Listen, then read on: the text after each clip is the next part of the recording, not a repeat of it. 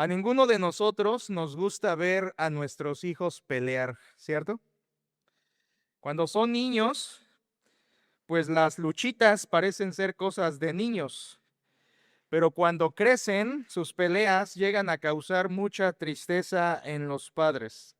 Y si estas peleas de los hijos llegan al punto de hacerse que se odien entre ellos y al punto extremo de que uno sea capaz incluso de matar a su hermano, estamos hablando entonces de un dolor indecible para los padres. De esto habla precisamente y es lo que le sucedió a David como padre en segundo de Samuel 13. Abra su Biblia allí, segundo de Samuel 13. En este capítulo tremendo, un hijo de David mata a su hermano. Lo peor de esto es que este homicidio o fratricidio venía como consecuencia de que había violado a su media hermana. Un capítulo, diríamos nosotros, de una historia engarzada. En este capítulo es uno de los más escalofriantes y de los más escandalosos que hay en toda la Biblia. Escandaloso por lo que generó y todo lo que sonó en el reino, pero escalofriante por el sentimiento que nos genera cuando leemos este capítulo. La razón es que este capítulo, recuérdelo, Dios está cumpliendo el juicio sobre David anunciado desde el capítulo anterior, capítulo 12, versículo 10. Recuerda, 12:10 dice: por lo cual ahora no se apartará jamás de tu casa la espada, por cuanto me menospreciaste y tomaste la mujer de Urías Heteo para que fuese tu mujer. Versículo 11. Así ha dicho Jehová: he aquí yo haré levantar el mal de tu misma casa. Recuerda en versículo 10, no se apartará de tu casa la espada. Versículo 11, haré levantar el mal sobre ti de tu misma casa. Dios ya había anunciado que en consecuencia del pecado de David, adulterando con Betsabé, matando a Urías Heteo, David se había metido con la casa de Urías, ahora Dios se metería con la casa de David. Y vendrían muertes, vendrían divisiones, vendrían altercados y es lo que comienza a cumplirse. Así que, de alguna manera, iglesia, el capítulo 13 en adelante, vemos el cumplimiento, o sea, la fidelidad de Dios en juzgar a David. Dios es fiel en disciplinar a David en este capítulo. Por supuesto, esto nos hace ver que David era totalmente inmerecedor del pacto que había hecho en capítulo 7, donde Dios le prometió que de su descendencia vendría el Mesías. Obviamente, cuando leemos capítulos como estos, nos damos cuenta de que David era inmerecedor por completo, porque era un hombre imperfecto, pecador, creyente en Dios, pero al final de cuentas imperfecto, inmerecedor de que de su descendencia viniera el Mesías. Y es por eso que vemos aquí a Cristo brillar, porque Jesucristo, el Hijo de David, sí es perfecto. Él no pecó. Pero aquí vemos la fractura de la vida de David, que por gracia Dios le permite aún estar en el reino. Vemos el cumplimiento al pie de la letra del juicio de Dios sobre David en su disciplina. Ahora, hermanos, en la parte práctica, que es muy interesante este capítulo, segundo de Samuel 13 nos amonesta a todos los que somos o serán padres. Escuche con atención. Este capítulo 13 es una enseñanza muy importante de manera práctica porque a los padres, porque David, a pesar de que está sufriendo las consecuencias de su pecado, aún así se le notan más pecados ahora como padre. Como resultado de estos pecados, muchos problemas van a venir en su propia familia y específicamente con sus hijos. ¿Quieres ver sufrir a alguien? Tócale sus hijos, ¿verdad? Pues en este capítulo vamos a ver cómo Dios toca a los hijos de David. Una hija es violada, un hijo es muerto y otro hijo es perdido porque huye y se va. Así que, hermanos, es un capítulo de sufrimiento paternal en consecuencia del pecado del padre. Y es lo que vamos a estar viendo de manera práctica. Este capítulo es una llamada de atención a los que somos padres, es una advertencia a los que somos papás, es una instrucción fuerte a los que por la gracia de Dios tenemos hijos a nuestro cuidado. Le he titulado a nuestro estudio esta tarde: hijos, homicidios y huidas. Así le he puesto: hijos, homicidios y huidas. Los hijos de David debían ser honorables, pero eran homicidas. Con Betsabé vemos a David pecando como esposo, cayó en adulterio. Ahora en capítulo 13, y de hecho hasta el capítulo 18, veremos a David pecando como padre. Ya lo vimos pecando como esposo, ahora lo veremos pecando como padre. Y hemos dividido nuestro estudio en dos. Hoy veremos solamente la primera parte porque hay mucha riqueza en este capítulo también. Así que veremos dos pecados de los hijos de David que nos advierten a los que somos padres. Dos pecados de los hijos de David que nos advierten a los que somos padres.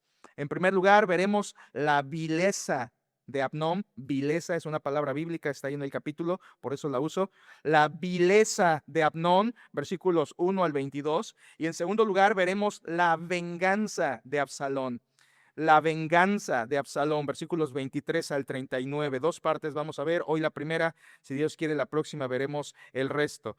Primero, la vileza de Amnón. Segundo, la venganza de Absalón. Son los hijos de David inmersos en esta historia del capítulo 13. Ahora, ¿por qué lo dividí en dos? ¿Por qué no lo aventamos en uno solo?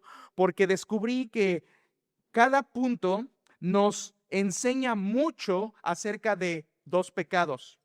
Es decir, la vileza de Amnón, versículos 1 al 22, nos habla mucho del pecado de la lujuria.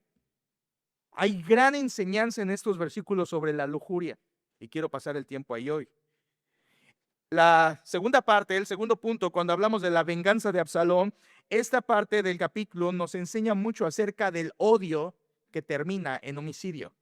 El odio que termina en homicidio. Así que hay mucho que aprender sobre estos pecados en este capítulo y quiero tomar el tiempo para verlo con detenimiento. Empecemos hoy con la primera parte, la vileza de Amnón. La vileza de Amnón.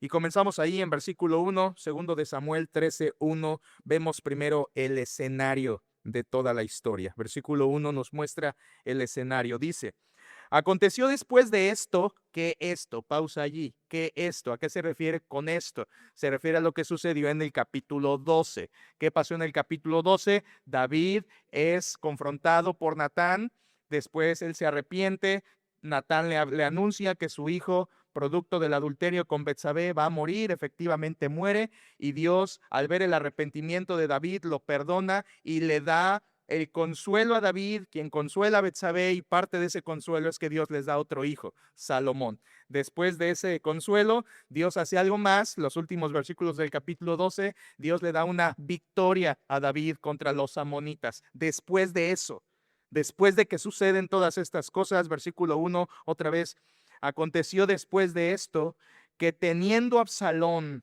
hijo de David, una hermana hermosa que se llamaba Tamar, se enamoró de ella Amnón, hijo de David. Aquí nos presenta, como dije, el escenario, es continuidad del capítulo 12 y nos presenta la conformación familiar, por así decirlo. Se nos presenta a Amnón, que era el hijo mayor, era el primogénito de David. De hecho, si alguien merecía la línea del trono, era Amnón. Amnón era el primogénito. Pero se nos presenta también a Absalón, que eran medios hermanos, a ambos hijos de David, pero de distinta mamá. Según segundo de Samuel 3, 2 y 3, Amnón era hijo de Ahinoam Jezreelita, mientras que Absalón era hijo de Maaca. Así que Amnón y Absalón eran medios hermanos, lo que nosotros llamamos medios hermanos, hijos de David, mismo papá, diferente mamá. Y aquí se nos presenta a una hija, Tamar, no Tamara, Tamar. Y Tamar era hermana directa de Absalón, es decir, de papá y de mamá. Ellos sí eran hermanos directos, pero era media hermana de Amnón. Y aquí eso tiene que entenderlo por lo que va a desarrollar el resto de la historia. Eran medios hermanos prácticamente. Eso es lo que nos presenta aquí en el versículo 1. Y se nos da una descripción triple de Tamar. Ahí, versículo 1, dice que era una, obviamente por implicación, hija de David. Era hermosa, dice el versículo también, y además era hermana de Absalón. Era hija, era hermosa y era hermana. Ahí tenemos la descripción de Tamar. Era hija, era hermosa y era hermana de Absalón. Esta palabra de hermosa nos hemos familiarizado mucho con ella en el libro de Samuel, ¿verdad? Hermosa se le llama aquí a Tamar, se le ha llamado hermosa o similar a otras personas en la Biblia. Por ejemplo, se le llama a Sara, que era hermosa, a Raquel, que era hermosa, a José se dice también que era de hermoso semblante. Una palabra similar se usa del mismo David, su papá de Tamar, que también tenía una belleza física. Se va a usar de Absalón más adelante en el capítulo 16. Y hermanos, si lo ven desde la perspectiva general, vemos cómo el Espíritu Santo hace mucho énfasis en la hermosura física en los libros de Samuel. Porque ¿se acuerdan por qué fue elegido Saúl? Por su hermosura física. Entonces, todo el libro de Samuel está enfatizando que la belleza física, escucha, es un foco rojo, es algo que debes de atender. Y todo se consuma ya en 1 de Samuel capítulo 15, cuando Saúl peca y Dios le tiene que decir que Dios no mira lo que está delante de los hombres. ¿Que Dios mira qué? El corazón. Así que esto, hermanos, cuando ves algo guapo aquí en 2 de Samuel, algo hermoso, ya ahí, foco rojo, alerta, alerta. Este libro hace mucho énfasis en la belleza. Lo mismo se dijo, como mencioné, de Saúl, de Abigail, también se dijo que era una mujer hermosa, y de Betsabé. Ahora escuchen, hermanos, cuando Israel se fijó en la hermosura física, se equivocó con Saúl. Cuando David se fijó en la hermosura física, se equivocó con Betsabé. Y aquí Amnón, fijándose en la hermosura física, se va a equivocar con Tamar. Ojo, la belleza física no lo es todo. El punto aquí es que debemos tener cuidado con enfocarnos en lo físico, en lo atractivo, y no tomar en cuenta el corazón. Esa es la exhortación del libro. Cada vez que había hermosura física, alguien se equivocaba, alguien se equivocaba. El libro de Proverbios dice claramente, vana es esa hermosura. La hermosura física es vana. Y aquí Samuel nos enfatiza esta advertencia: no te fijes en lo físico solamente. Lo físico puede, incluso, hermanos, puede ocultar un corazón hueco, un corazón vano. La hermosura física es engañosa. Cuidado, sobre todo los jóvenes, cuidado con enfocarte en el atractivo físico y descuidar lo espiritual. En 1 de Samuel 16:7, Dios nos advirtió: no mires lo externo, mira el corazón como Dios. Aquí en Tamar, ella no tiene la culpa. Pues dirán, ¿yo qué culpa tengo de ser guapo o ser guapa? Pues me lo heredaron mis padres. Y realmente creemos que Tamar era guapa, así como Absalón, por herencia de su papá David, quien la Biblia menciona que era igual. Sin embargo, el pecado no es ser atractivo, el pecado no es ser guapo, el pecado es ser vano. Y muchas veces detrás de un rostro hermoso hay un corazón hueco, oculta un corazón vano. Esto es algo que la Biblia aquí nos está amonestando. Jóvenes, no se fijen en la guapura externa, fíjense como Dios en el corazón, no te equivoques. Ahora, versículo 1 dice además una palabra importante, hermanos. Al final dice que Amnón, dice al final, se enamoró de ella Amnón, hijo de David. ¿Cómo que se enamoró? ¿De su media hermana? Bueno, eso es lo que está diciendo ahí. Pero entendemos que no fue un enamoramiento real, o sea, no fue amor. Lo sabemos por el versículo 14. Más adelante, porque el versículo 14 dirá, mas él no la quiso oír, sino que pudiendo más que ella, la forzó y se acostó con ella. Está describiendo un abuso. Así que no era amor. Aquí se nos presenta como que Amnón tiene un deseo sexual, una atracción, una pasión desordenada hacia su media hermana Tamar. Esto está fuera del plan de Dios. A esto la Biblia, Pablo en Romanos 13:13 le llama lujuria, lujuria. Y la Biblia es clara. Los deseos sexuales, los deseos, las pasiones sexuales deben estar orientadas solamente dentro del marco del matrimonio. Es el plan de Dios. Siempre ha sido así. Todo el deseo sexual y todo el afecto sexual está limitado para la etapa que Dios diseñó en el matrimonio. Aquí hay una gran enseñanza, iglesia. El deseo y atracción sexual no es amor. A ver, quiero decir eso una vez más, porque hay jóvenes y hay papás que debemos orientar a jóvenes. Esas pasiones, esos deseos, esas mariposas en el estómago que sientes cuando ves a alguien del sexo opuesto, tienes quizá entre 12 y 22 o 24 años y llegas a experimentar ese sentimiento, quiero decirte, no es amor. Eso no es amor. ¿Quieres que te diga cómo identificar fácilmente el amor? Ahí te va. Según Efesios capítulo 5, 25 al 28, el amor tiene dos cualidades. Número 1, se sacrifica, y número 2, santifica. Se sacrifica por quien ama y santifica a quien ama. Es lo que dice Pablo hablando acerca del matrimonio en Efesios 5, 25 al 28. El verdadero amor se sacrifica, y el verdadero amor santifica, es decir, hace más puro o busca la pureza de aquella persona a quien ama. Cuando alguien como Amnón está enamorado, entre comillas, de alguien más, no es sino un deseo o atracción física que no es para nada ni cerca lo que Dios diseñó para el amor verdadero. Aquí realmente, hermanos, como dije, lo que tenemos es una lujuria. En Romanos 13:13, que nos habla de esto, la lujuria es un deseo sexual, una pasión, una atracción que es pecaminosa, que puede estar en el corazón únicamente y llegar a expresarse en su momento, estallar. Pero aquí además, hermanos, la historia de David y sus hijos nos da a entender también cómo identificar la lujuria. La lujuria se identifica porque siempre busca satisfacer su propio deseo sin buscar agradar a Dios y sin buscar agradar a otros. Esa es la lujuria. La lujuria siempre busca satisfacerse a sí mismo, no le importa lo que diga Dios, no le importa ayudar a otros, no le importa. Simplemente busca una satisfacción egoísta, no quiere agradar a Dios, no quiere ayudar a otros, solo quiere satisfacer sexualmente su deseo. Eso es lujuria. Lujuria. Y hay muchas relaciones que están basadas en esto, en lujuria. Y aquí el ejemplo de Amnón nos va a dar un ejemplo, una lección de cómo de destructivo es este pecado. La Biblia es clara, hermanos. Lujuria no es amor, ¿de acuerdo? Lujuria no es amor. No lo es, no lo confundas. Es distinto, nada de que la prueba de amor, nada de que te amo tanto que vamos a estar así. No, no, no, no, hermanos. La lujuria es distinta a amor.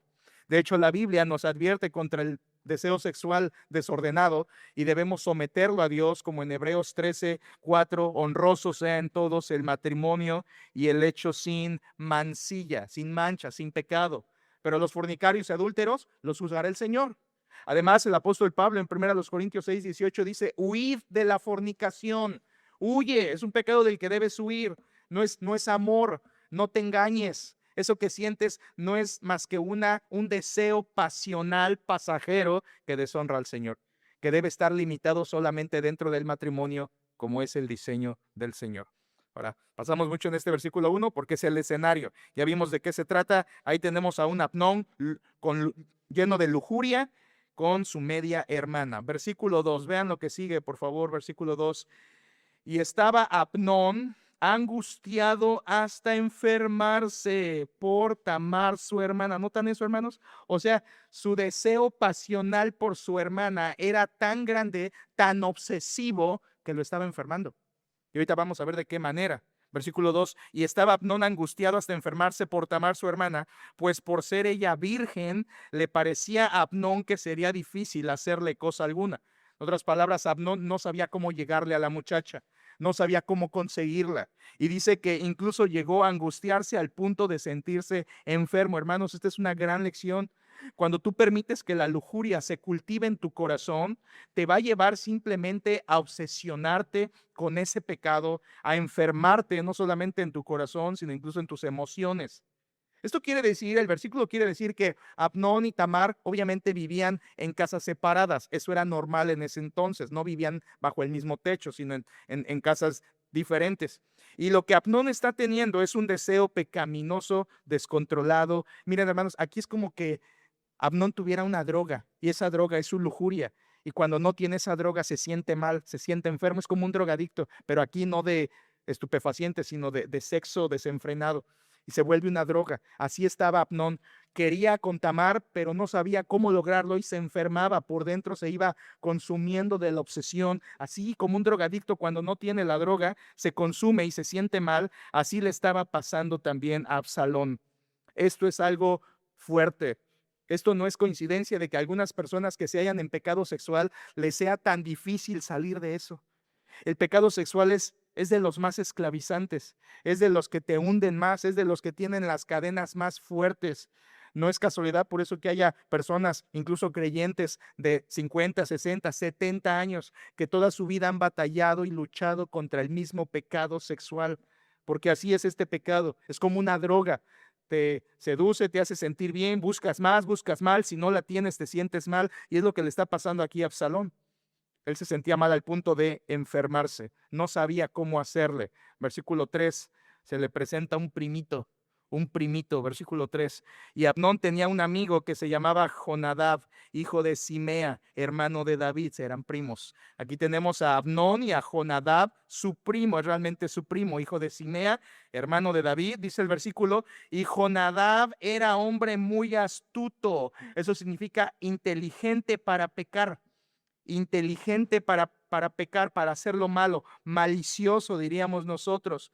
Este era hijo de Simea, en otros pasajes se le dice a este hermano de David, Sama, es el mismo, pero entonces al final de cuentas era su primo. Para primitos, ¿verdad, hermanos? Vamos a ver que este primito no le da un buen consejo, sino un mal consejo. Versículo 4 dice, y este, el primo, le dijo, hijo del rey, ¿por qué de día en día vas enflaqueciendo así? La idea es, ¿por qué te veo desanimado? Ahí es donde se notaba la enfermedad, que no era física, era emocional, era espiritual.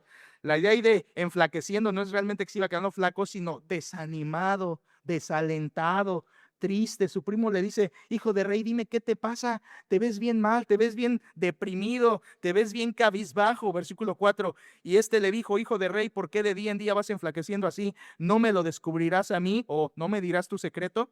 Y Abnón le respondió, yo amo. Otra vez, Abnón aquí está confundido. No es amor, es lujuria. Dice Abnón, yo amo a Tamar, la hermana de Absalón, mi hermano. Y entonces el primo le va a dar un plan malvado. Versículo 5. Y Jonadab le dijo, acuéstate en tu cama, finge que estás enfermo, y cuando tu padre viniere a visitarte, dile, te ruego que venga mi hermana Tamar para que me dé de comer y prepare delante de mí alguna vianda, para que al verla yo la coma de su mano. Aquí tenemos un plan malvado, hermanos. Jonadab, el primo, le aconseja que mienta, que se haga el enfermo y que engañe a su papá para conseguir lo que él quiere. O sea, le está aconsejando, miente para que tengas lo que quieres. Es como nosotros, hermanos, cuando no queríamos ir a la escuela e inventábamos que estábamos enfermos, así le está haciendo aquí Abinadab su consejo a Abnón. O peor aún, hermanos, cuando es domingo y nos sentimos bien enfermos y mentimos de que no vamos a ir a la iglesia porque nos sentimos mal, pura mentira también, lo mismo que está haciendo aquí el consejo de Abinadab a su primo. Ahora, cuidado con esto. Nunca aconsejes a nadie mentir. Mentir siempre va a ser un consejo perverso. Puede ser que tú hayas aconsejado a alguien, miente para que salgas de esta situación, miente para que puedas conseguir lo que quieres. Qué diferente consejo esto a lo que hizo Abigail en 1 de Samuel 25. ¿Se acuerdan del consejo de Abigail? El consejo de Abigail a David le ayudó a obedecer a Dios. Aquí el consejo de Abinadab a Abnón le ayudó a desobedecer a Dios. Hermanos, nunca aconsejes mentir. Y si tú aconsejas mentir o mientes a un creyente, recuerda lo que dice Mateo capítulo 18, que si tú eres piedra de tropiezo a otro creyente, mejor te fuera que se te atara una piedra de molino y te arrojaran al mar.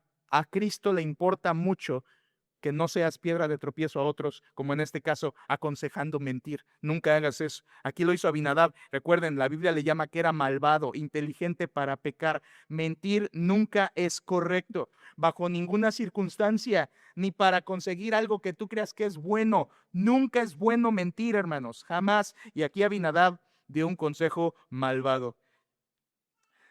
A través de este tema, hermanos, y mientras avanzamos, yo quiero mostrarle también, a la par del bosquejo, cómo el texto nos va diciendo también algunos errores de David como padre. ¿Recuerdan que les dije que en este capítulo es una advertencia para padres? Yo aquí veo un gran error de David, el primero del capítulo. Un terrible error de David como padre. ¿Sí ves cuál es? David no filtró las amistades de sus hijos. No, aunque sea muy tu primito, no entra a la casa. David no filtró las amistades de sus hijos. Aquí Abnón, por supuesto, no era un niñito, era un joven. Y eso hace que necesite más que sus padres filtren sus amistades. A veces los papás cristianos decimos, no, pues mi hijo es cristiano, se tiene que llevar con todos, ni modo. No es cierto, no es cierto.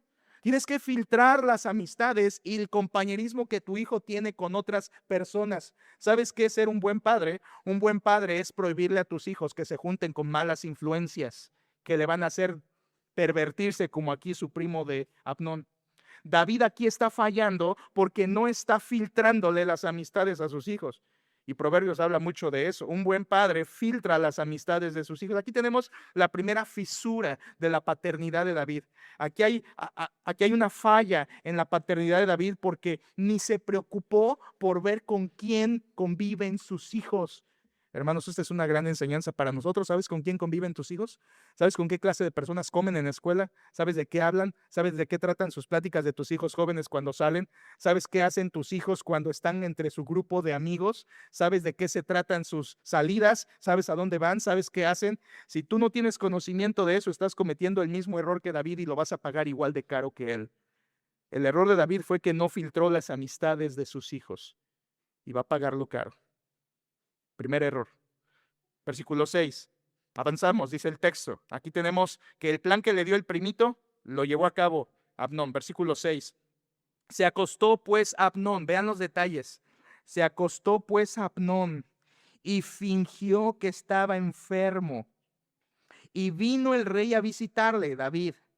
Y dijo Abnón al rey: yo te ruego que venga mi hermana Tamar y haga delante de mí 2 hojuelas para que coma yo de su mano. Pausa ahí, hermanos. Aquí estamos viendo que lo que tramó Abinadab con su primo lo está llevando a cabo Abnón. Aquí está haciendo exactamente el plan malvado que le había aconsejado su primo Jonadab. Ahora, tengan atención a esto. ¿Qué le pide Abnón a su papá? ¿Qué le pide? Miren otra vez versículo 6, dice que fingió que estaba enfermo. A ver, hermanos, ¿dónde hemos visto eso antes? Se finge algo. ¿Recuerdas? Allá en 1 de Samuel, David fingiéndose el loco. Aquí tenemos, ¿verdad? Hijo de tigre pintito. Allá David fue un actorazo. Aquí su hijo está haciendo exactamente lo mismo, fingiendo para conseguir lo que quiere. Además, versículo 6 dice, fingió que estaba enfermo o debilitado, y vino el rey a visitarle y dijo a Abnón lo que le pidió, dice: yo te ruego que venga mi hermana Tamar y haga delante de mí 2 hojuelas, o el hebreo se puede entender 2 panes, pero la palabra pan allí, hermanos, viene de la palabra hebrea para corazón. Entonces, pero hay 2 posibilidades. Lo que Abnón le está diciendo a su papá: papá, que venga mi hermana y me prepare un pan en forma de corazón. Es probable que eso es lo que le está diciendo. O también es probable que le esté diciendo que venga mi hermana y que me prepare un pan que era muy especial para mostrarse afecto, cariño entre 2 personas. Probablemente una de esas 2. El texto no lo aclara, pero la raíz está allí. Así que desde ahí, hermanos, vean cómo David debió empezar a sospechar. A ver, ¿cómo que quieres que venga tu hermana y te haga un pan en forma de corazón? ¿En qué está pensando Abnón? Me lo está pidiendo. ¿Por qué me pide eso? Que venga su hermana Tamar y le prepare un pan en forma de corazón, o un pan de cariño, podríamos decirlo. Dice versículo 6 al final, para que coma yo de su mano. O sea, el muchacho quiere que le dé de comer en la boca. Versículo 7. Y David, vean, hermanos, ¿qué hace David? Y David envió a Tamar a su casa. Aquí hay algo implícito. En el tiempo de David, cuando había enfermos, no los mandaban a los hospitales, se les atendía en casa. Como vemos aquí, no había como que córrele urgencias y todo, sino que a los enfermos se les atendía en su casa. Y lo que está pidiendo Abnón es eso. No solamente, recuerdan, ahí lo leímos, versículo 5, no solamente que vaya y me dé de comer. La idea es: mándame a mi hermana para que me cuide. La idea es que sea mi enfermera, no solamente que le diera de comer, sino que la hiciera Tamar de enfermera.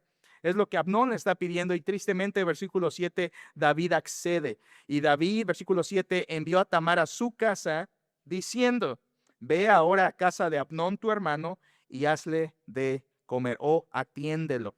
Hermanos, hasta este momento vemos a un David que no tiene ni idea de lo que está pasando. Y esto es un error de David. Segunda fisura en la paternidad de David. La primera fue filtración de amistades. No lo hizo. Segundo error de David aquí: falta de juicio. Falta de juicio. David, ¿no te pones a pensar? ¿Cómo que tu hijo te pide que su hermana le haga un pan en forma de corazón? Es un muchacho. David, ¿qué no te pones a pensar que tú el capítulo anterior adulteraste con una mujer y tu hijo lo sabe, y tu hijo tiene las mismas pasiones que tú? Tu hijo no es de palo, tu hijo es como tú, es débil. ¿Qué nos te pones, David, a pensar lo que está sucediendo? Que tu hija Tamar es guapa, no está chimuela, y Abnón no es ciego. David, ¿no te pones a pensar el contexto de lo que te está pidiendo tu hijo Amnón? ¿No te das cuenta, David? No, ni pensó, ni tuvo cautela. A eso se le llama falta de juicio. No solamente no hubo filtración de amistades, segundo error de David, falta de juicio. Hermanos, los papás somos muy dados a estos errores. No filtramos las amistades a nuestros hijos y no tenemos juicio cuando tratamos con ellos. No nos damos cuenta de lo obvio, nos hacemos los ciegos. No, están jugando en el parque. Es una cartita de amigos.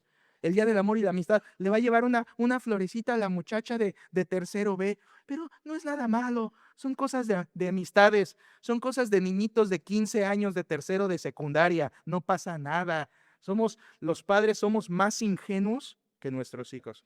Los hijos muchas veces nos dan la vuelta 3 veces y nosotros como padres, como David, que le hago una torta de corazón, un pastel de corazón. Allá, mis hijos, falta de juicio. Qué terrible, hermanos, qué terrible. 2 errores de David hasta ahorita. Versículo 8, se cumple el deseo de Amnón. Versículo 8 va la princesa, dice el 8. Y fue Tamar a casa de su hermano Amnón. Obedeció a su papá, el cual estaba acostado. Ven, sigue con este teatro de me siento mal, estoy enfermo, estoy débil, vengan a atenderme. Puro cuento para concederle su lujuria. Versículo 8 dice, estaba acostado y la princesa tomó harina y amasó e hizo hojuelas delante de él y las coció. Mira, muchacha, no sé qué piensas tú, pero no eres una princesa hasta que sepas cocinar bien.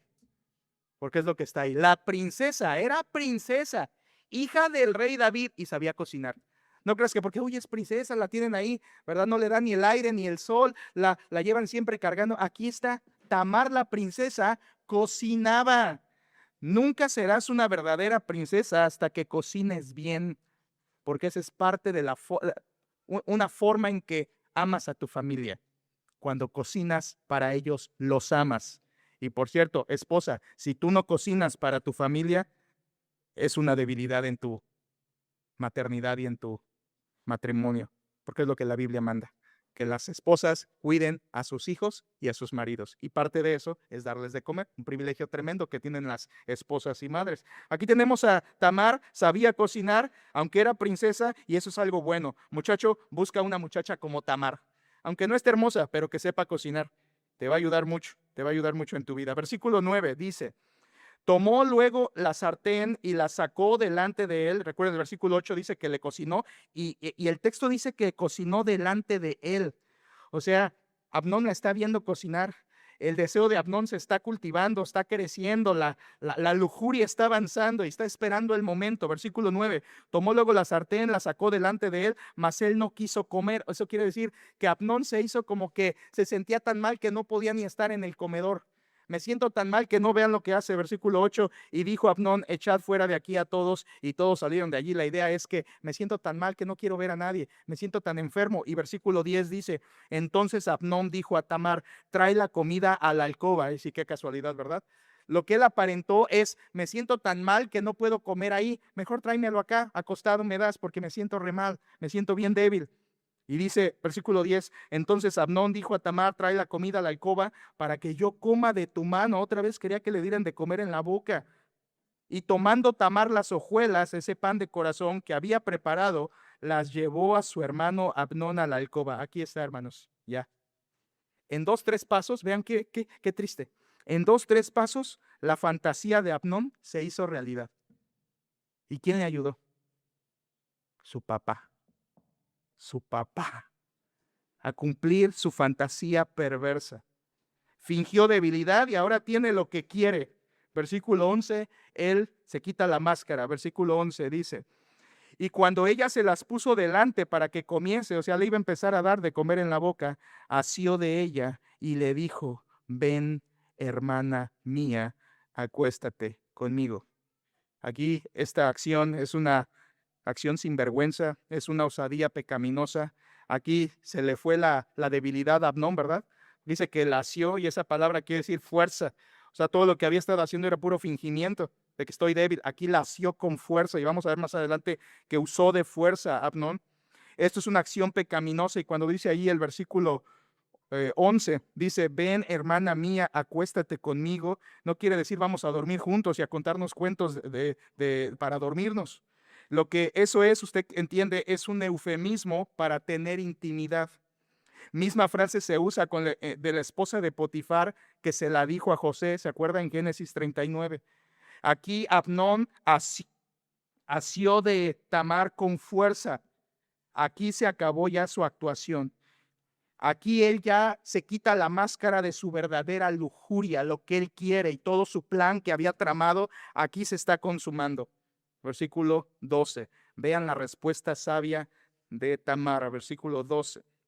Ella entonces le respondió, no, hermano mío, no me hagas violencia. Ahora, noten esto, ven que en el versículo 11 él le llama hermana mía y aquí en el versículo 12 ella también le llama hermano mío. O sea, había un cariño, había un afecto. Saben que son hermanos, obviamente, pero había un afecto, había un lazo sanguíneo y de cariño. Versículo 12, ella dice, no, hermano mío, no me hagas violencia. La palabra ahí es deshonra o no abuses de mí. Ella entiende lo que está pasando. Misma palabra que se usa de Dina allá en Génesis 34:2, cuando Siquem abusó de Dina. Misma palabra es lo que o sea, Tamar entiende a dónde va Amnón y le dice, no, hermano mío, no me hagas violencia, no me deshonres, no abuses de mí, porque no se debe hacer así en Israel. No hagas tal vileza. Ven cómo ella es la que dice vileza, califica así a la acción de Amnón. Y versículo 13 dice, porque ¿a dónde iría yo con mi deshonra? Y aún tú serías estimado como uno de los perversos en Israel. Te ruego pues ahora que hables al rey, que él no te negará a mí. Aquí vemos razonamientos sabios de Tamar, excepto uno. Vean, en esos versículos Tamar le está diciendo a Amnón, no me violes, no abuses de mí. Y le da 4 razones Tamar. Primera razón, le dice, hermano mío, somos un pueblo santo. Es la idea que le dice ahí en el versículo 12, dice, no, hermano mío, no hagas tal violencia porque no se debe hacer así en Israel. Es decirle, hermano, somos Israel, somos un pueblo santo. Dios nos ha separado para ser un pueblo diferente. Eso no se hace en Israel, hermano. Eso no se hace aquí. Somos el pueblo de Jehová. Ella tiene en la mente eso. Primera razón que le da es, somos un pueblo santo. Segunda razón que le da, que si él cometía eso, sería una permanente deshonra para ella. Permanente deshonra para ella. Versículo 13 dice, porque ¿a dónde iría yo con mi deshonra? ¿A dónde iría yo con mi deshonra? Sería una marca indeleble. Hermano, si tú haces esto, por favor no lo hagas. Recuerda, número 1, somos pueblo de Dios. Número 2, sería permanente la deshonra que tú me dejarías. Tercero, sería un perverso para siempre. Él, vea el versículo 13, dice, y aún tú serías estimado como uno de los perversos en Israel, perverso de reputación. Hermano, no lo hagas, tú quedarías como un perverso. Eso tiene mucho sentido, porque como les dije, Amnón era el primogénito de David, y si alguien le tocaba el trono era él. Ahora imagínense, es el descendiente al trono y queda marcado por esta mancha en su vida, iba a ser considerado como un perverso. Por eso le dice su hermana Tamar, hermano, no lo hagas, somos pueblo santo. Si lo haces, yo quedaré permanentemente deshonrada. Si lo haces, tú serás un perverso, tu reputación quedará mal. Y le da una última razón, que es la única que no estoy de acuerdo. Vean, por favor, versículo 13 al final. Le dice, te ruego pues ahora que hables al rey, que él no me negará a ti. ¿Entienden qué es lo que le está diciendo Tamar? Él está diciendo, pidamos permiso a nuestro papá y él nos va a dar permiso. Permiso concedido. Pídeme al rey. Hermano, no hagas esto, pídeme al rey. Pide permiso y verás que él nos lo va a dejar. Eso no era cierto, hermanos.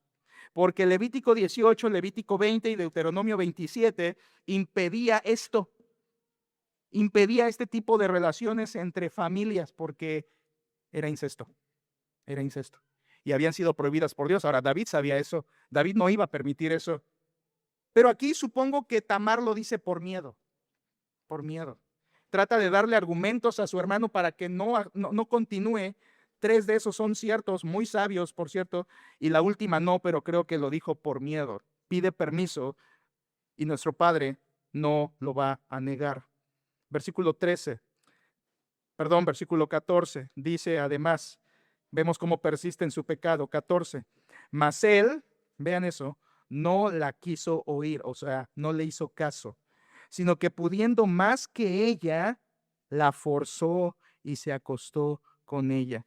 Aquí tenemos la persistencia pecaminosa de Amnón. La frase que usa ahí de pudiendo más la forzó, significa, viene del hebreo, la sometió, o sea, usó de fuerza, usó de violencia. Esto describe una acción con forcejeos violentos. Hermanos, vean esto, qué terrible. Amnón tuvo oportunidad para arrepentirse. Cuando el primo le dijo, mira este plan malvado, ahí pudo Amnón decir, no, no, ¿qué estoy haciendo? ¿Cómo que estoy pensando esto con mi hermana? ¿Qué estoy pensando? Y pudo haberse arrepentido, pero no lo hizo. Cuando su misma hermana ahí en versículo 13, 14 le dice sus argumentos, sus razonamientos, él pudo haberse arrepentido y pudo haber dicho, sí, cierto, que estoy, hermana, perdóname, gracias por el pan, pero vete. Pudo haber recapacitado, pero no lo hizo. Persistió en su pecado. ¿Saben por qué, hermanos? Porque la lujuria, cuando la dejas avanzar, te vuelve sordo, te vuelve ciego y te vuelve tonto. Te vuelve sordo, no oyes. Se vean que dice, no la quiso oír, no la quiso oír. La lujuria cuando avanza te vuelve sordo, te vuelve ciego, no te das cuenta que estás con tu hermana y finalmente te vuelve tonto. Porque ¿qué crees que eso no va? Ahí se va a quedar, ahí va a terminar todo, no se va a saber. Qué tonto fue Amnón. No hizo caso, no se arrepintió. Esta es una violación. Es la tercera violación en la Biblia, pero es la peor de todas.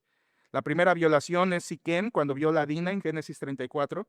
La segunda violación que aparece en la Biblia es con los hombres de Gabaa, que violan a la concubina de Levita. ¿Se acuerdan? Allá en Jueces 19. Esto fue horrible. Pero esta es peor.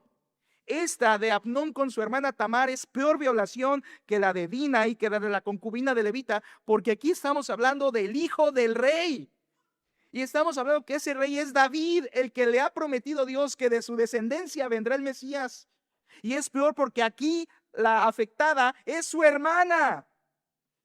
Todo la historia hace que sea una violación y una lujuria peor que todas las anteriores.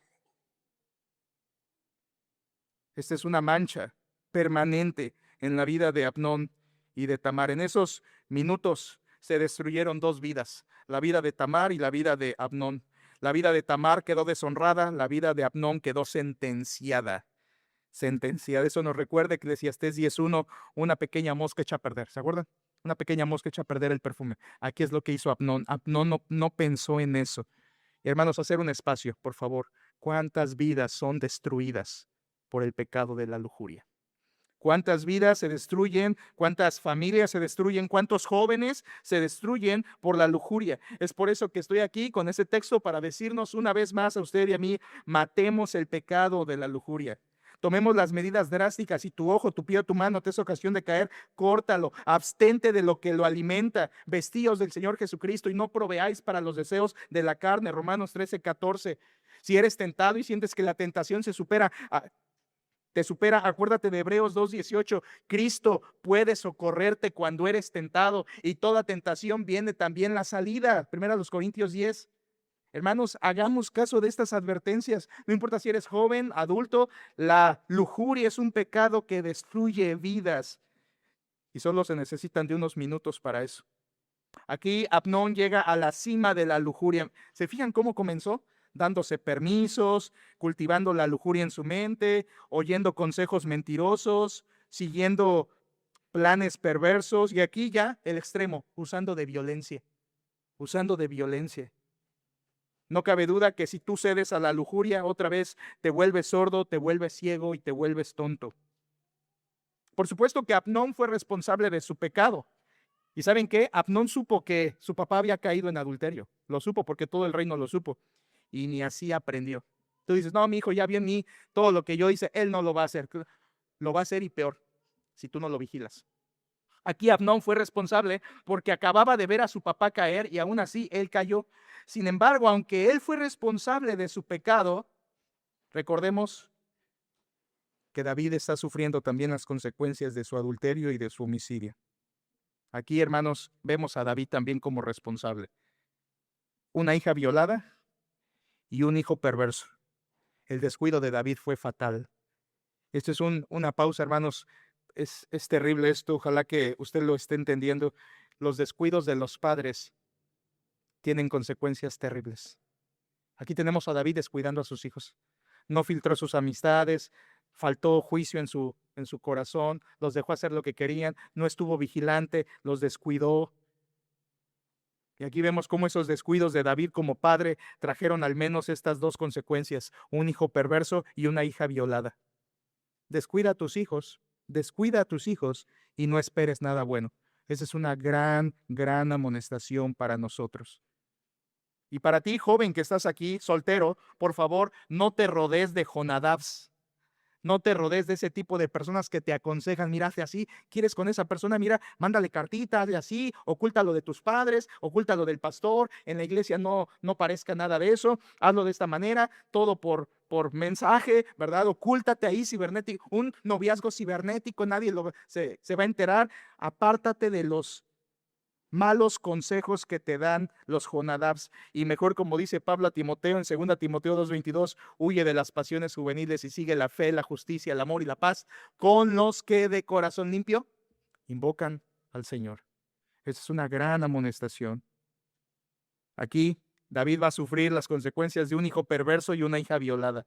Versículo 15, nos damos cuenta que no era amor, era lujuria. Versículo 15. Luego la aborreció Amnón con tan gran aborrecimiento que el odio con que la aborreció fue mayor que el amor con que la había amado. Vean esto, hermanos, no era amor. Nunca fue amor. Fue lujuria. Fue un momento nada más de pasión desordenada que le llevó a Amnón a hacer todo este show, y al final de cuentas, dice el texto, la aborreció. Esto confirma la lujuria, porque la lujuria, una vez satisfecha, simplemente no queda ningún lazo de afectividad o de afecto. Otra vez, versículo 15, hay algo ahí enterrado. Vean, hermanos. Luego la aborreció Amnón con tan gran aborrecimiento que el odio con que la aborreció fue mayor que el amor con que la había amado, y le dijo a Amnón: levántate y vete. Hermanos, el texto no lo dice, yo no lo puedo afirmar, pero puede estar implícito allí que por la fuerza y por la violencia que se utilizó en versículo 14, puede ser que esa relación o esa violación no fue para nada satisfaciente para Amnón, al punto de que le fue desagradable y por lo tanto la aborreció. Y no solo la aborreció, el final del texto dice, en versículo 15, le dijo: levántate y vete. La corrió, la corrió. Aquí vemos el deseo egoísta por placer sensual dirigido hacia el cuerpo de Tamar. Y por supuesto, no le importaba en absoluto a Tamar. Quería su cuerpo, no la quería a ella. Y aquí hago un espacio, hermanos, porque ya es necesario. Hombres que están aquí, apártate de las personas por las que sientes lujuria. Apártate. Deja de estar jugando con eso. Si tú lo cultivas, te vuelves sordo, te vuelves ciego, te vuelves tonto. Apártate de las personas de las que percibes que tu corazón se inclina a la lujuria. Deja de jugar con eso. Ya basta. Que este pasaje sea lo que te traiga sensatez en tu mente. Apártate. Apártate de los consejos que te quieren dirigir hacia ese pecado. Apártate. Y por supuesto, a las mujeres que están aquí, a todas, apártate de hombres que actúan raro contigo. Apártate de hombres que te incitan para ir a lugares, a estar en una forma vulnerable, solos, alejados, sin nadie que te ayude, a aislarte para poder aprovecharse. No lo hagas, ten cuidado. Incluso puedes estar expuesto a personas con lujuria que son creyentes. Y tú dirás: no, un cristiano nunca me va a hacer nada. Eres una señorita y dices: no, yo en la iglesia estoy segura que salga con cualquier muchacho, es cristiano, no va a pasar absolutamente nada, me va a respetar. No, no te expongas a hombres con lujuria, aunque se digan creyentes. Y déjame añadir un poquito más, no es el caso aquí con Tamar, pero sí lo es en Amnón, y debemos aplicarlo a hombres y a mujeres. Mujeres que están aquí, cuida tu ropa. Cuida tu ropa. Una mujer cristiana no debe buscar ser sensual ni verse sexy. Eso no es de creyentes, de mujeres creyentes. Ay, me voy a poner esta pulserita, esta ropita que enseñe tantito para verme sexy. Hermanos, eso no es de creyentes. Entremos en conciencia. Una mujer que teme a Dios se viste para honrar a Dios, no para honrar su cuerpo. Una mujer creyente no busca ser sexy. Una mujer creyente busca honrar a su Dios, incluso con la ropa que use. Y la escoge pensando en eso. Cuida tu forma de tratar a los hombres. Cuida tu forma de llevarte con ellos. Aquí, en el pasaje con Amnón, él fue el lleno de lujuria, pero quizá eso también podría pasar y aplicarse en las mujeres. Aquí tenemos una violación. Terminó en odio. Dice que la aborreció. Eso da evidencia de que era pecado, porque terminó en odio. Era pecado todo lo que había en el corazón de Amnón. Versículo 16, aquí tenemos marcada de por vida. Tamar, marcada de por vida. Versículo 16. Y ella le respondió, recuerdan, versículo 15, levántate y vete, la corre. Versículo 16, y ella le respondió, no hay razón, o sea, estás pensando mal, hermano. Mayor mal es este de arrojarme que el que me has hecho. Mas él no la quiso oír. Vean cómo se repite dos veces, versículo 14, mas él no la quiso oír. Versículo 16 al final, mas él no la quiso oír. Él estaba sordo. La lujuria deja sordo. Pero versículo 16 dice, no hay razón, mayor mal es este de arrojarme que el que me has hecho. A ver, ¿cómo? ¿Por qué dice eso Tamar? ¿Por qué dice, has abusado de mí, pero ahora me corres? Correrme es peor que abusar de mí. ¿Por qué dice eso Tamar? Porque culturalmente lo que está haciendo aquí Amnón es rechazarla definitivamente. O sea, ya Amnón no iba a buscar una relación formal de matrimonio con ella para nada. ¿Y eso qué significaba? Culturalmente significaba que entonces Tamar quedaba de por vida deshonrada y ningún hombre de Dios se iba a querer casar con ella. O sea, soltera para siempre. Y eso era una situación grave y triste para una mujer israelita. Ella quedaba marcada, por así decirlo, de por vida, porque ya nadie se iba a querer casar con ella por la marca de violación y de rechazo que había tenido su propio hermano contra ella. Ahora, una vez más, esto era cultural. No hay ningún versículo en la Biblia que diga, si te violaron ya nadie se va a casar contigo. No, esto era cultural. Ellos así lo creían. En la Biblia siempre hay gracia. En la Biblia siempre hay, si tú incluso pasaste por una situación así en el pasado, Dios te restaura, Dios te consuela y Dios te puede dar un matrimonio fructífero y feliz en Cristo, por supuesto, pero aquí ellos están pensando en términos culturales. Y alguien en término cultural, una muchacha así abusada como ella, perdía la honra y entonces ningún hombre iba a querer casarse con ella. Por eso le dice, hermano, ya abusaste y ahora me echas, es peor, porque ya nadie me va a agarrar, ya nadie me va a querer, ya nadie va a buscar un matrimonio conmigo nunca, marcada de por vida. Versículo 16 al final, no la quiso oír, no la quiso oír. ¿No? Vean qué ciego es Amnón. De hecho, esa frase, no la quiso oír, que también está en el 14, es similar a la frase que se dice de Ofni y Finés en 1 de Samuel 2:25, cuando su papá Elí les reprendía y Ofni y Finés no quisieron oír, y el texto continúa, porque Jehová ya había resuelto hacerlos morir. Y aquí es lo mismo. Amnón va directo a la muerte, como juicio de Dios. Amnón morirá. Versículo 17, un odio muy profundo de este hombre. 17, sino que llamando a su criado que le servía, le dijo, échame a esta fuera de aquí y cierra tras ella la puerta. ¿Ven el odio? Esta. ¿De cómo se refiere a ella? Su hermana hace un momento acaba de deshonrarla. Échame a esta. Y cierra. No quiero saber nada de ella. La enfermedad se le fue, la lujuria se le acabó. Ahora solo le queda odio. Odio. Ahora, hermanos, estudiando este texto una vez más, puede estar implícito, puede que no lo puedo afirmar, el texto no lo dice claramente, pero sí nos da algunos destellos, como que unas pistas ahí. Parece ser con todo lo que leemos en el pasaje que Amnón acostumbraba a este tipo de cosas. O sea, sus criados ya sabían cómo hacerle. Es más, en el versículo 2, cuando leímos, Amnón pensaba que sería difícil llegar a ella porque era su hermana. ¿Qué quiere decir eso? Pues que había llegado a otras fácilmente, pero con ella era difícil porque era su hermana. Incluso aquí con sus criados ya saben qué hacer, échenla fuera, como que era una costumbre de Amnón, como que Amnón continuamente en su lascivia, en su lujuria, había estado pecando de esta manera. Y esto amplifica el pecado de David porque David ni siquiera lo sabía. Échame a esta fuera de aquí y cierra tras ella las puertas. Esto es un trato despectivo y probablemente era una costumbre de Amnón practicar ese pecado. Hermanos, aquí hay algo. El pecado sexual, escuchen todos, el pecado sexual es tan profundo, tan terrible, tan destructible, debido a que es imposible de revertir. Piensen en eso un minuto. El pecado sexual no se puede revertir. O sea, no es como que, mira, te regreso tu ropa, dame la mía y no pasó nada. No se puede revertir. El pecado sexual sucedió y es imposible dar marcha atrás. No es como una mentira, no es como otro tipo de pecados, que son pecados, no son más ni menos, pero este del pecado sexual tiene la característica, como dice Proverbios 6, este pecado no tiene forma de ser revertido. Claro, Dios lo puede perdonar, no estoy diciendo eso. Dios perdona el pecado, pero las consecuencias y la huella, la herida que dejan, es irreversible. Es irreversible. Mas el que comete adulterio es falto de entendimiento. Heridas y vergüenza hallará, y su afrenta nunca será borrada. Sus consecuencias, su vergüenza siempre estará presente. No se puede revertir, no se puede dar marcha atrás. Este debería ser una advertencia para todos en cuanto al pecado sexual.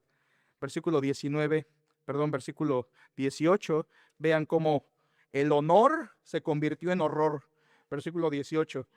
Y llevaba ella un vestido de diversos colores, traje que vestían las hijas vírgenes de los reyes.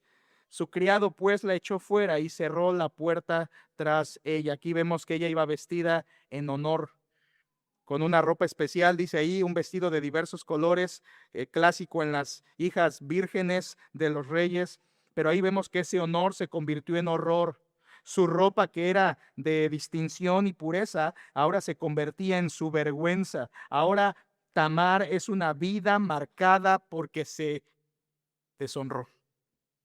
Hermanos, aquí tenemos cómo la vida de Tamar es destruida por este pecado. Ella va triste. Ella va triste, versículo 19. Entonces Tamar tomó ceniza y la esparció sobre su cabeza y rasgó la ropa de colores de que estaba vestida, y puesta su mano sobre su cabeza, se fue gritando. ¿Qué? ¿Por qué? ¿Se imaginan ese escándalo? La princesa está gritando, viene su ropa rota, ceniza en su cabeza, viene llorando, viene gritando. ¿Qué es este escándalo? ¿Te imaginas el escándalo en Jerusalén? ¿Quién es? ¿Una mujer? No, es la princesa, es Tamar. ¿Qué le pasó? Qué terrible escándalo. Aquí ella está actuando como un muerto, como que se murió alguien, como un duelo. Y es exactamente lo que había pasado. Había muerto su esperanza de casarse. Esto otra vez porque culturalmente así era. Ella se siente triste, un duelo profundo. Había muerto su esperanza de hacer una vida y ahora violada, rechazada. Versículo 20. El escándalo se hace más grande. Vean, por favor, versículo 20. Y le dijo su hermano Absalón: ¿ha estado contigo tu hermano Abnón? No es que lo adivinó, sino que ella se lo contó. ¿De acuerdo? Está implícito ahí que ella le contó a Absalón. Recuerden, Absalón es su hermano de padre y madre de Tamar. Y le dice a Absalón: ¿ha estado contigo tu hermano Abnón? Pues calla ahora, hermana mía. Tu hermano es, no se angustie tu corazón por esto. Y se quedó Tamar desconsolada en casa de Absalón, su hermano. Hermanos, imaginen esto. Dice que se quedó en la casa de Absalón, o sea, ya no llegó a la casa de las hijas vírgenes, porque vivían separadas. Ya no llegó allá, se quedó con su hermano Absalón. Imagínense la casa de las hijas vírgenes. Oye, y Tamar no llegó a dormir. ¿Qué pasó con Tamar? No sé, lo último que supe es que fue a ayudar a su hermano, pero ya no regresó. ¿Quién sabe qué habrá pasado? No sabemos qué pasó. Se quedó con Absalón porque había sido deshonrada. Aquí tenemos una vida destruida, un escándalo. Dice el versículo 20 que Absalón, su hermano, le dijo: calla ahora, hermana mía, tu hermano es. O sea, en otras palabras, le está diciendo: tranquila, hermana, no pasa nada, es tu hermano. O sea, la está tratando de consolar. Absalón está tratando de consolarla en su deshonra y le está diciendo como: es tu hermano, no es tan grave. Está tratando de consolarla. Pero vean cómo termina el versículo 20. Dice: se quedó Tamar como desconsolada. O sea, las palabras de Absalón no le ayudaron. Las palabras de su hermano no le ayudaron para nada. Absalón, como hermano mayor de Tamar, debía ser su protector. Por eso hizo que se quedara allí en su casa y ya no volvió a la casa de las vírgenes. Y el versículo 21, queridos hermanos, es el más triste de todos en este capítulo. Versículo 21. Y luego que el rey David oyó todo esto, se enojó mucho. El versículo más triste. Dirás, ¿por qué? Dice que se enojó, eso estuvo bien. Sí, se enojó. Pero lo triste es que después de enojarse, no hizo nada. Nada. Esto ya no es una fisura en la paternidad de David. Esto ya se rompió su paternidad, hermanos. Aquí David no hizo nada. Y me preguntarás, bueno, ¿y qué esperabas que hiciera David? Bueno, este hijito Amnón había cometido incesto y había cometido violación. Levítico 18 dice que el que había cometido incesto debía morir, y Deuteronomio 22-25, el que cometía violación debía morir. David debió haber ido y matar a Amnón, su hijo primogénito. ¿Ves cómo matar a su hijo? Era lo que la ley mandaba. No hizo nada, se enojó, y el enojo de los padres no funciona, hermanos. El enojo no va a hacer que los hijos se compongan al camino. Aquí David se enojó mucho, pero no hizo nada. Debió haber matado a Amnón. Y es más, si hubiera matado a Amnón, hubiera frenado a Absalón, quien se va a vengar más adelante y va a matar a su medio hermano. Si David hubiera ejecutado la disciplina correcta, sus hermanos no se hubieran odiado al punto de eso. Absalón no hubiera matado a Amnón, y luego más adelante Absalón, nos adelantamos en el tiempo, Absalón no se hubiera llenado de valentía para rebelarse contra su papá. Si David hubiera actuado a tiempo, si David hubiera actuado con sus hijos. Aquí vemos el total descuido paternal de David. Por eso les dije, hermanos, en capítulo 11, David pecó como esposo. Aquí hasta el 18, David pecando como padre. Y al final del libro lo veremos pecando como rey. Pero aquí está pecando como padre, destruyendo a sus hijos. ¿Qué merecía Amnón? Muerte. Muerte. David no lo hizo. Aquí tenemos el tercer error hasta ahorita de David como padre. Yo le llamé fría pasividad. Su tercer error en este capítulo como padre, fría pasividad. No hizo nada, no tomó cartas en el asunto. Esta es la misma reacción que tuvo Jacob cuando violan a Dina, su hija, no hizo nada.